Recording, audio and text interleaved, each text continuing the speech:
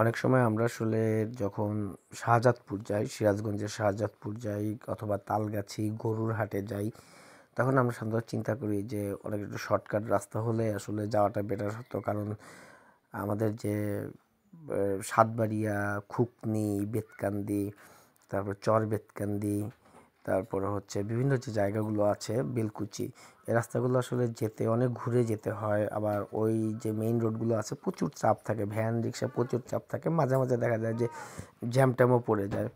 তো এই জন্য আসলে ওই রাস্তাগুলোতে আমরা আসলে ব্যবহার করতেও অতটা স্বাচ্ছন্দ্য বোধ করি না। তারপর কিছুদিন আগে যে রাস্তার যে নতুন করে আসলে কার্পেটিং করা হয়েছে, তো কার্পেটিংয়ের সমস্যা হচ্ছে যে প্রচুর উঁচা নিচা কার্পেটিং, যার কারণে আসলে কার্পেটিংটা অনেক ভালো হয়নি। তো সেজন্য দেখা যায় যে প্রচুর ঝাঁকি লাগে। আমরা সাধারণত ওই সব রাস্তাগুলো অ্যাভয়েড করি, কারণ অ্যাভয়েড না করলে আসলে হয় না। আবার দেখা যায় যে গ্রামের যে রাস্তাগুলো, ভিতর দিয়ে যে রাস্তাগুলো আছে, সেই রাস্তাগুলো আসলে প্রচুর পরিমাণে চাপা।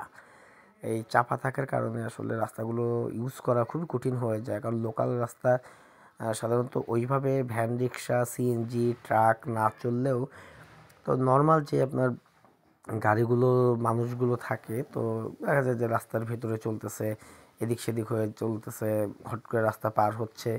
তো অ্যাকচুয়ালি খামখেয়ালির মতো করে চলাফেরা যারা করে, তো আপনারা আসলে এই রাস্তাটা ব্যবহার করতে পারেন। এই রাস্তাটা হচ্ছে একেবারে তালগাছি থেকে ভিতর দিয়ে রাস্তা, ভিতর দিয়ে নরিনা ঘাটে চলে গেছে, নদীর ঘাটে।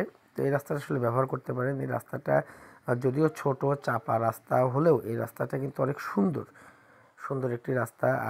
অতটা চাপ নাই। বাইক নিয়ে অথবা সাইকেল নিয়ে বা ভ্যান নিয়ে আপনারা এই রাস্তা দিয়ে চলাফেরা করতে পারেন। আপনাদের আসলে ওরকম প্রবলেম হবে না। কারণ হচ্ছে এই রাস্তাতে যতটা প্রকৃতি সুন্দর আছে ততটাই আপনার নিরিবিলি আছে। আপনার অতটা খুব যে চাপে পড়বেন, খুব যে আপনার দ্রুততার সাথে যেতে পারেন সেরকম না, কিন্তু আপনি স্বাচ্ছন্দ্য মতো যেতে পারবেন এই রাস্তাতে। তো আমি আসলে এটাই বলবো যে যখন আপনারা এই রাস্তাটা ব্যবহার করতে চান, আপনারা যারা রাস্তা যাবেন তারা হচ্ছে তালগাছে যে পেট্রোল পাম্পটা আছে, পেট্রোল পাম্পের পাশ দিয়েই দেখবেন যে রাস্তাটা নেমে গিয়েছে। তো পেট্রোল পাম্পের পাশ দিয়ে এখান দিয়ে আপনারা চলে যেতে পারবেন। এই জায়গাটা হচ্ছে একেবারে ভিতর।